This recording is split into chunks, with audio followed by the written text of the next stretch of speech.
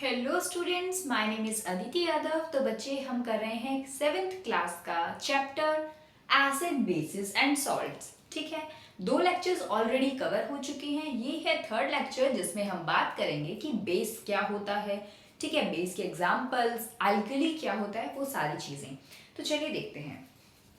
देखो बेटा, जैसे हमने पढ़ा था कि एसिड का टेस्ट कैसा था, सावर टेस्ट यानी खट्टा टेस्ट, वैसे ही बेस का टेस्ट कैसा होता है, कड़वा टेस्ट, बिटर टेस्ट। यकीन नहीं होता तो एक काम करो, किचन के अंदर, आपकी किचन में रखा होगा बेकिंग सोडा यानी मीठा सोडा, है ना। मीठा सोडा रखा होगा, तो मीठा सोडे को टेस्ट करो। टेस्ट कैसा होगा, बिटर टेस्ट यानी कड़वा टेस्ट। सेकंड नंबर, मीठा सोडा कैसा है, हाथ में लेके देखना उसे।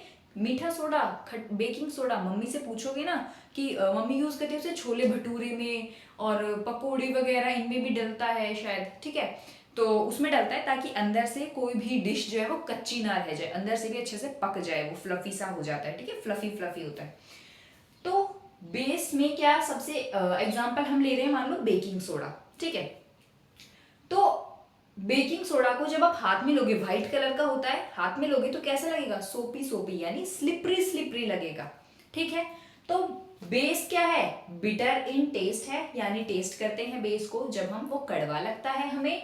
सोपी यानी कि स्लिपरी लगता है जब हम उसे छूते हैं, टच करते हैं। अगर मैं बेस के अंदर एसिड डाल दूं, ध्यान से सुनिएगा, अगर मैं बेस के अंदर बेटा एसिड डाल दूं तो वो कौन सी रिएक्शन देता है, न्यूट्रलाइजेशन रिएक्शन। अगर आपने प्रीवियस लेक्चर नहीं देखा है तो पहले एसिड वाला लेक्चर देख कर आइए, क्योंकि वहां मैंने न्यूट्रलाइजेशन रिएक्शन पढ़ाया है। ठीक है, तो न्यूट्रलाइजेशन रिएक्शन में 2 प्रोडक्ट्स नए बनते हैं। कौन कौन से, एक सॉल्ट बनता है और एक वाटर बनता है। अगर हम डिफरेंट एसिड और डिफरेंट बेस लेते हैं तो हमारे पास डिफरेंट डिफरेंट टाइप्स के सॉल्ट बनते हैं, और वाटर तो बेटा तो पानी ही होता है, वाटर तो कांस्टेंट है। ठीक है, अब देखिए, और जैसे हम लिटमस पेपर को जब एसिड में डिप करते हैं, ये मैं इंडिकेटर्स में आपको ऑलरेडी पढ़ा चुकी हूं। अगर आपने नहीं पढ़ा है then go and watch out that first lecture number 1। ठीक है, तो देखो, जब मैं एसिड के अंदर लिटमस पेपर को डिप करती हूँ, लिटमस पेपर का नेचुरल कलर कैसा है, पर्पल इन कलर है लिटमस पेपर। ठीक है, जैसे ही मैंने उसे एसिड के अंदर डिप किया तो उसका कलर कैसा हुआ था, रेड कलर में चेंज हो गया था लिटमस पेपर का colour, from purple to red. खत्म। अब बात करते हैं बेस की। तो लिटमस पेपर का नेचुरल कलर कैसा है, पर्पल, लिटमस पेपर की स्ट्रिप होती है। जब मैं उसे बेस के अंदर डिप करूंगी, ठीक है, बेस के अंदर जब मैं उसे डिप करूंगी तो क्या होगा, उसका कलर चेंज होकर, लिटमस पेपर का कलर पर्पल से चेंज होकर ब्लू हो जाएगा। अगर चेंज होकर ब्लू हो गया कलर तो हम समझ जाएंगे कि जो केमिकल हमारे पास है वो एक बेस है। ठीक है, अब देखिए एल्कली क्या होता है बेटा, a base which is soluble in water. Base है, बेस को मैंने पानी के अंदर मिक्स कर दिया, अच्छे से डिसॉल्व कर दिया। ठीक है, तो क्या बन गया, एल्कली। एल्कली कुछ अलग नहीं है, कोई भाई बहुत बड़ी सी कॉम्प्लेक्स चीज है ना, कुछ नहीं है, बहुत सिंपल है। बेस लो, पानी के अंदर डाल दिया, स्टिर घुमा दिया, सॉल्युबल है। अगर घुल जाए बेस, पानी के अंदर घुल रहा है, सॉल्युबल है, तो क्या है वो, एल्कली है।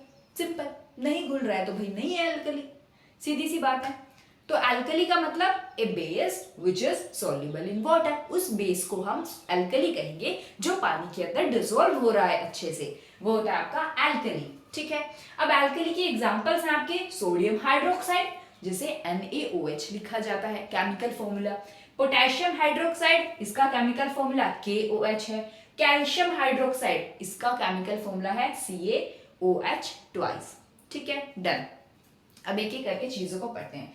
बेस के एग्जांपल्स ये हो गए आपके एल्कली के एग्जांपल्स, इतने ही लर्न कर लो, दैट्स मोर देन इनफ। ठीक है, अब हम बेस के एग्जांपल्स करते हैं एक एक करके, सारे जो आपके सिलेबस में गिवन है, NCERT, लखमीर सिंह, जो भी आप पढ़ते हैं उन सब में ये गिवन है। ठीक है, देखिए मतलब CBSE बोर्ड। देखो, सोडियम हाइड्रोक्साइड को हमने लिखा NaOH, क्योंकि Na किसका फॉर्मूला होता है, केमिकल फॉर्मूला सोडियम का, हाइड्रोक्साइड इज OH, NaOH। ठीक है, पोटेशियम हाइड्रोक्साइड, पोटेशियम K से डिनोट किया जाता है तो KOH। ठीक है, सोडियम हाइड्रोक्साइड का एक और नाम होता है बच्चे कास्टिक सोडा, कास्टिक सोडा, ठीक है। और पोटेशियम हाइड्रोक्साइड का एक नाम होता है कास्टिक पोटैश। अब आप लोगों के एग्जाम्स भी आने वाले हैं तो जरा ध्यान से पढ़िएगा। मान लो क्वेश्चन आ गया कि कास्टिक पोटैश किसे बोलते हैं, ठीक है, तो आप क्या लिखेंगे, पोटेशियम हाइड्रोक्साइड, और कास्टिक सोडा सोडियम हाइड्रोक्साइड। देखो सिंपल है, सोडा यानी सोडा, सोडियम सोडा सोडियम, क्योंकि एस से सोडा एस से सोडियम, सिंपल।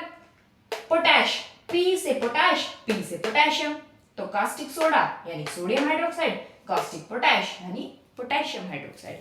और ये दोनों के दोनों बच्चे स्ट्रॉन्ग बेस होते हैं। जैसे हमने पढ़ा था एसिड के बारे में, स्ट्रॉन्ग एसिड और वीक एसिड। जो स्ट्रॉन्ग एसिड थे वो क्या थे, हार्मफुल थे, है ना, नुकसान पहुंचाते थे स्ट्रॉन्ग एसिड, ठीक है। इसी तरह से स्ट्रॉन्ग बेस क्या है, ये भी डेंजरस है भाई, ये भी खतरनाक है, ठीक है। ये क्या कर सकते हैं, हमारी स्किन को, हमारे कपड़ों को जला सकते हैं, ठीक है। तो हमारी स्किन को ये जला सकते हैं, कौन कौन, NaOH और KOH, ठीक है। नोट्स आप नोट डाउन कर लीजिए।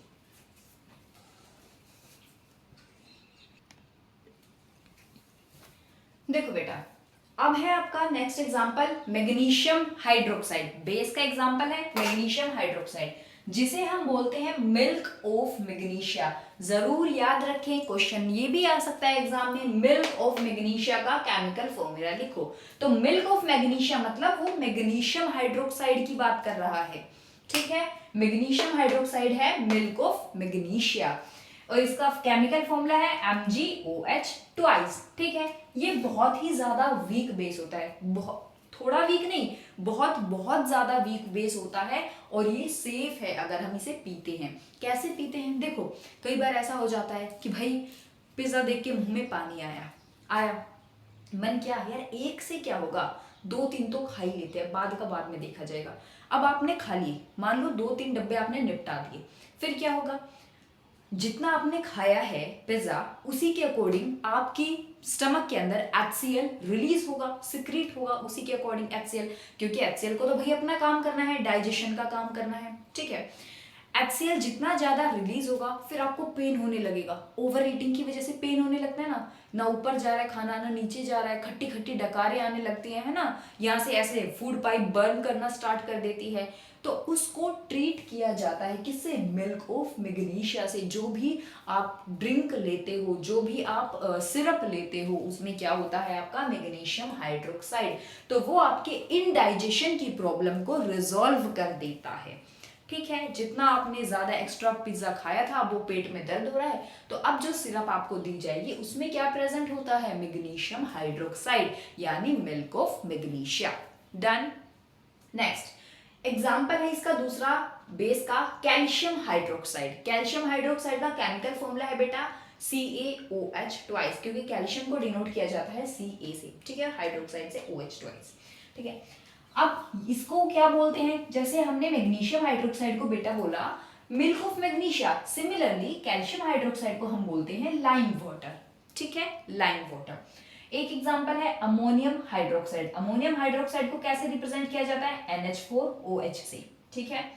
और ये क्या होता है, विंडो क्लीनर्स, जिनसे विंडो क्लीन की जाती हैं घर में, ठीक है, विंडो क्लीनर्स। तो विंडो क्लीनर्स के अंदर क्या प्रेजेंट होता है, आपको पता होना चाहिए, आपकी मम्मी घर में विंडो क्लीन करती है, ठीक है, तो आपको पता होना चाहिए। आप बोलोगे अरे मम्मी इसके अंदर तो अमोनियम हाइड्रोक्साइड है, ठीक है, विंडो क्लीनर्स के अंदर खिड़कियां साफ की जाती है जैसे। नेक्स्ट है बेटा सोडियम कार्बोनेट, और इसे सोडियम बाइकार्बोनेट भी बोलते हैं। इसका फॉर्मूला है Na2CO3। ये वॉशिंग सोडा, डिटर्जेंट्स वगैरह इनमें यूज किया जाता है, ठीक है, वॉशिंग सोडा, कपड़े धोने का जो सोडा होता है, निरमा वगैरह इनमें होता है।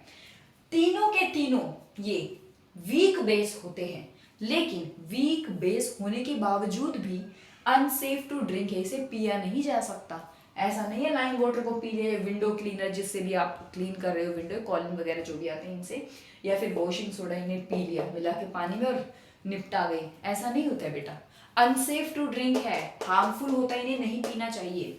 और ये कैसे बेस है बेटा, वीक बेस है, पिया सिर्फ एक ही जाएगा, वो है आपका मैग्नीशियम हाइड्रोक्साइड, जिसे बोलते हैं बच्चे मिल्क ऑफ मैग्नीशिया, ठीक है। और ये इनडाइजेशन की प्रॉब्लम को दूर करता है, ठीक है। एक बात बताओ, टूथ डीके क्या होता है, आपके दांत क्या होते हैं, कैविटीज लग जाती है, गल सड़ जाते हैं, क्या होता है, ये है आपका माउथ, माउथ ठीक है। आपने ली कैंडी, मुंह के अंदर गई कैंडी, टॉफी ली आपने, टॉफी गई आपके मुंह के अंदर, ठीक है। आपके मुंह में यानी हम सबके मुंह में क्या प्रेजेंट होते हैं, बैक्टीरियाज होते हैं, हर जगह प्रेजेंट होते हैं बैक्टीरिया, मुंह में भी बैक्टीरिया प्रेजेंट है। तो वो बैक्टीरिया क्या करेगा, टॉफी पे अटैक करेंगे। वो बैक्टीरिया क्या करेंगे, जो टॉफी हमने मुंह में लिया उस टॉफी पे बैक्टीरिया अटैक करेंगे। उससे क्या होगा, टॉफी पे उन्होंने अटैक किया तो क्या प्रोड्यूस होगा वहां से अटैक करने के बाद, कुछ ना कुछ प्रोडक्ट भी तो निकलेगा। वो प्रोडक्ट होगा बेटा एसिड। तो मुंह में बहुत सारा एसिड बन जाएगा ऐसे। तो इसीलिए बोला जाता है कि कभी भी कोई भी चीज खाओ उसके बाद ब्रश करना, twice a day thrice a day brush करना जरूरी होता है। क्यों, क्योंकि कैंडी खाने के बाद जो बैक्टीरिया ने अटैक किया और उसके रिजल्ट में आपके मुंह में जो एसिड बना, उन बैक्टीरिया ने जो एसिड रिलीज किया, वो एसिड तो भाई आपके दांतों को खराब कर देगा, है ना। फिर ई करोगे तो क्या हो जाएगा, ई करोगे तो बहुत ही गंदे दांत दिखेंगे आपके, कोई कैसा है सड़ा पड़ा, ठीक है।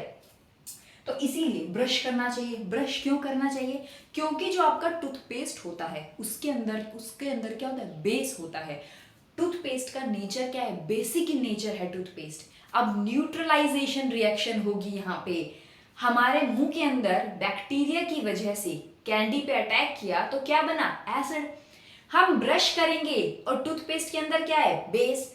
एसिड और बेस मिलके एक दूसरे के इफेक्ट को न्यूट्रल कर देंगे, एक दूसरे के इफेक्ट को कैंसिल कर देंगे, ठीक है। तो यहाँ क्या रिएक्शन हो जाएगी, न्यूट्रलाइजेशन रिएक्शन, ठीक है। इसीलिए ब्रश करना जरूरी है, ठीक है, नहीं तो आपके दांत खराब हो जाएंगे। लिख लीजिए, नोट डाउन कीजिए।